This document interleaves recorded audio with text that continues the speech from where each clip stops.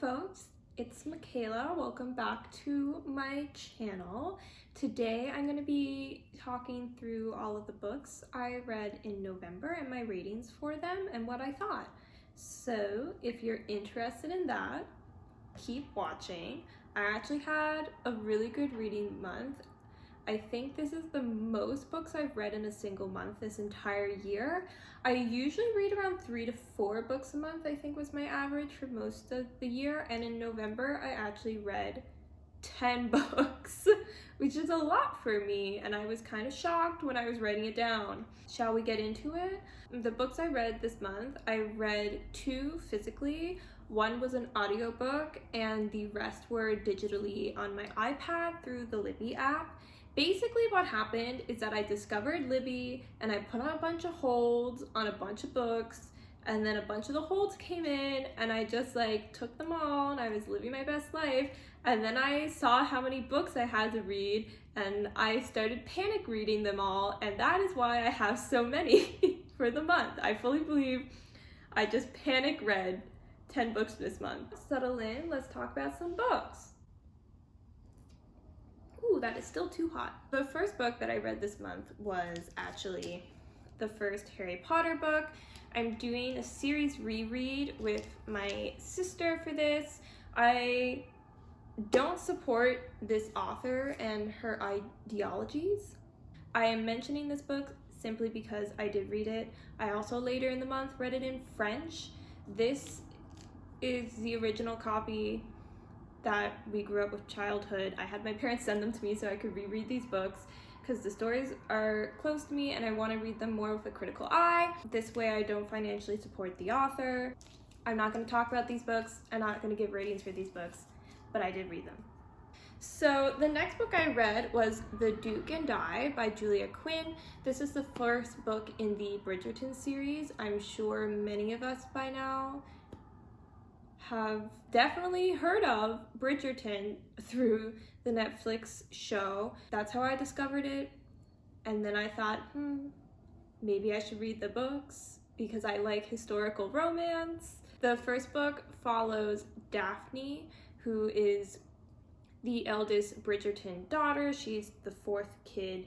They're all named alphabetically. She's out for the season trying to find herself a husband and is having some difficulty. She then meets Simon, who is the Duke of Hastings, and he has no plan to marry, but as an eligible bachelor and a duke, all of the eligible ladies are trying to win him, and so Daphne and Simon decide to make a plan to fake court each other so that Daphne seems like a bigger interest to the other men, and all of the other ladies will hold off from trying to capture Simon. So they end up fake dating and the story continues from there. I really enjoyed the first half.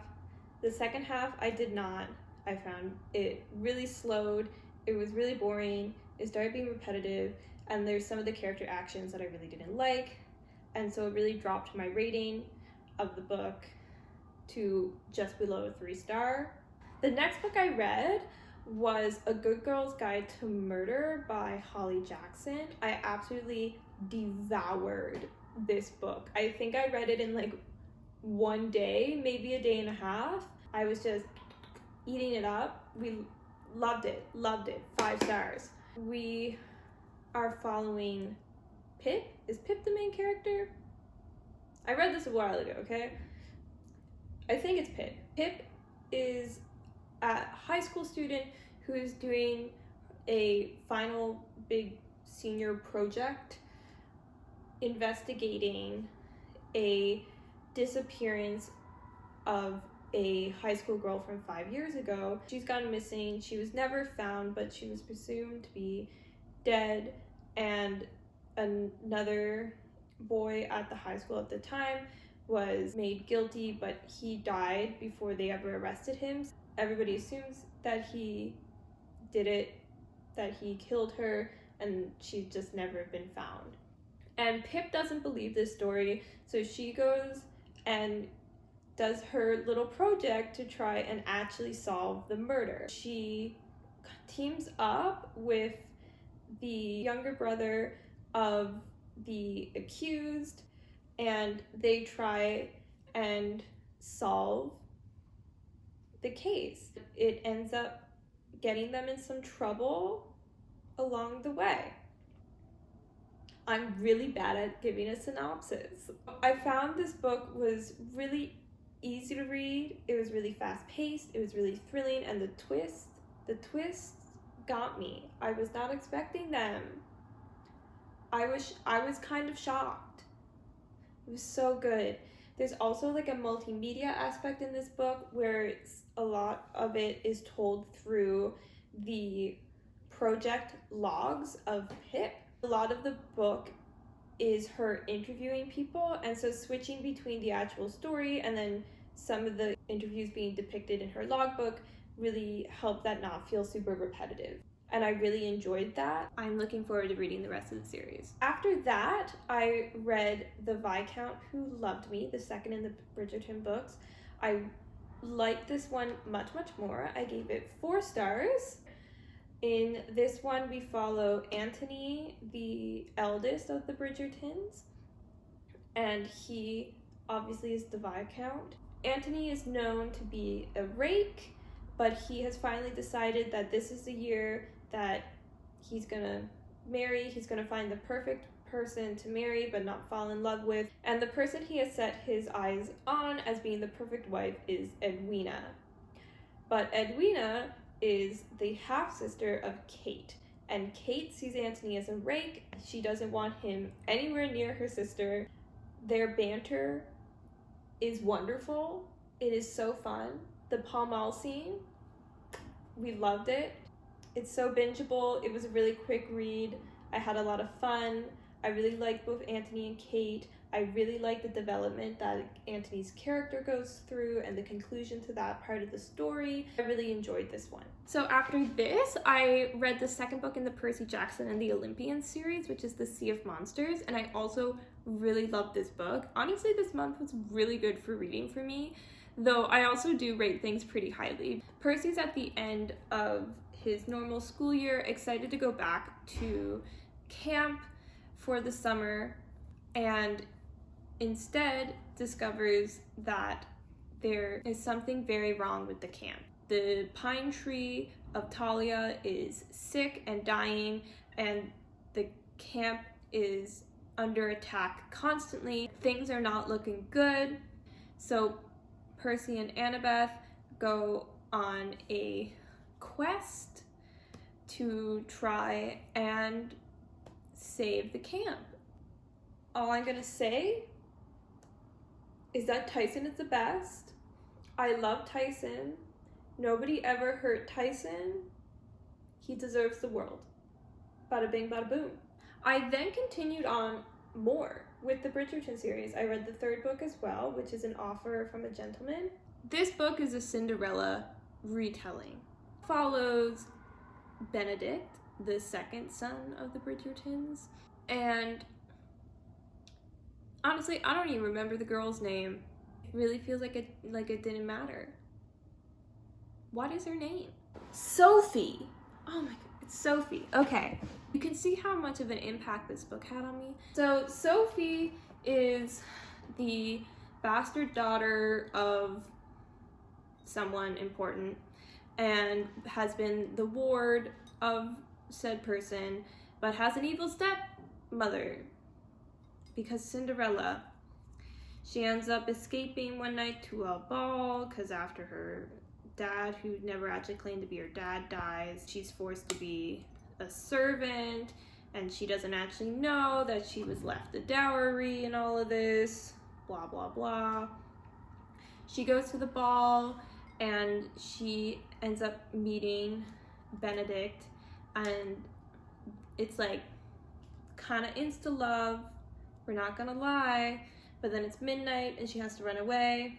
We then pick up years later when Sophie is working as a servant at a house that Benedict happens to be at for a party. He rescues her from an unfortunate situation. We'll leave it at that. And their connection continues from there. I felt like this book did not need to be a Cinderella retelling, and I feel like the Cinderella retelling part of it kind of ruined it. It made the villain, the stepmom, was so surface level. I absolutely hated it. Just like cookie cutter, bad evil stepmom and nothing else. And I also felt like this kind of happened to Sophie too. She felt like a really cookie cutter character. I mean, I forgot the girl's name. I had to Google it. I forgot what her name was. It felt like it didn't matter. The book is in 2 parts because there's a time jump. Once we get past the time jump, I felt like it did improve because it strayed away from just being like all just the plot points of Cinderella, and it started being its own individual story a bit more. And once that happened, I did like it more, and I felt like I was enjoying the characters more, and I felt like Sophie actually became a bit more of a person. I think I ended up giving this 3.25 stars.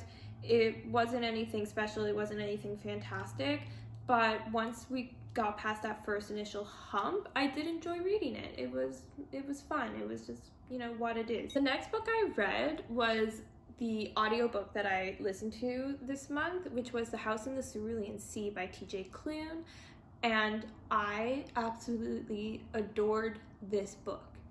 This was the first time that I've ever been reading a book and have felt the desire to actually tab and annotate it. This has never happened to me before. I was shocked, but this book was absolutely amazing. It was so good. I gave it 5 stars. I love all of the characters. I love the story that's being told. It's so comforting. It's so cozy. It's so endearing of a read. Basically, we are following Linus. He works for Dicemy, which is the department in charge of magical youth in this world, and he is sent to investigate and report on an orphanage of magical children.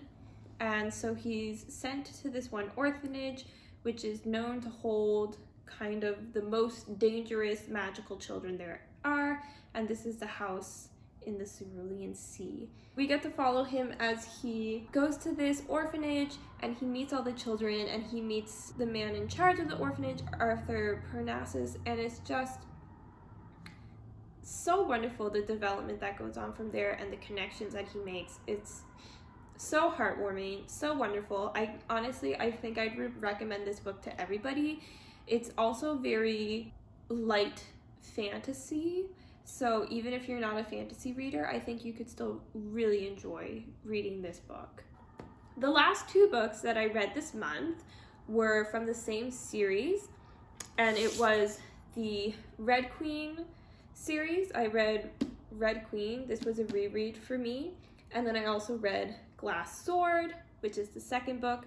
I also started the 3rd book, King's Cage, but I didn't actually finish it this month. This is a young adult fantasy series by Victoria Aveyard, where we are following Mare.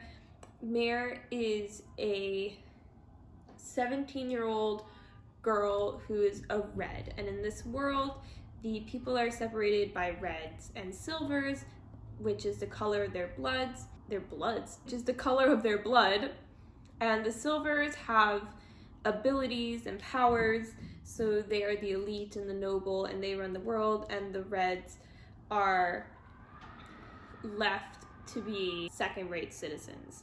So we follow Mare as she becomes a servant, and she ends up falling into a situation where she discovers that she herself has abilities, which should not be a thing that she has because she's a red and not a silver. And this happens to her in a very public place. She ends up having to pretend to be a silver in a palace. Things go from there. There's a rebel group. There's a lot happening in this book. The whole series I'm actually reading for a reading vlog, which should hopefully be up next week. Fingers crossed, next week. So if you really want some in-depth thoughts that I have on this series, be sure to check that out. I ended up giving this book 3 stars. I gave Glass Sword 3.5. I'm not going to really talk about the sequel here because I don't really know how to talk about it without spoiling things. My reading vlog is going to be spoiler filled, so you'll get to see it all. But I think this series is fun, but not amazing. That was everything that I read in November. Hopefully I did a decent job telling you what these books are about. I'm really not used to doing synopses. I'm really new to this, so apologies if it's bad. Hopefully December I read just as many, if not more, books. If you want to see some more about me, check out my other videos. Let me know what your favorite read of the month was. Have you read any of the books I have? Let me know down below and your thoughts on them. If you enjoyed this video, be sure to give it a like. We love that. If you like me, think about subscribing. I'm making videos about the books I be reading, and then I be talking. I still don't have an outro, so we're gonna just leave it off there before I just talk myself into a hole. I'll see you in another video very soon, hopefully, and by soon I mean next week because I'm trying to just post one a week. I'll see you guys in another video soon. Bye! Alas.